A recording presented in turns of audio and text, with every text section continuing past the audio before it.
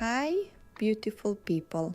I'm so happy you're here with me today. In this video, I'm going to share a simple pumping session and show you how I use my manual breast pump. Let's get started. I place the pump comfortably over one breast and make sure everything feels secure. Then I start with slow squeezes to encourage milk flow. Once things get going, I switch into a steady rhythm and continue pumping at a pace that feels comfortable. I try not to rush the process. Instead, I focus on staying relaxed and letting my body do its thing. As the milk continues to collect, I keep a consistent motion and adjust my grip whenever needed. If the flow slows down, I simply continue for a few more minutes until the breast feels softer and more empty. Every pumping session can look a little different, and that's completely okay. The most important thing is finding a routine that feels comfortable and works for you.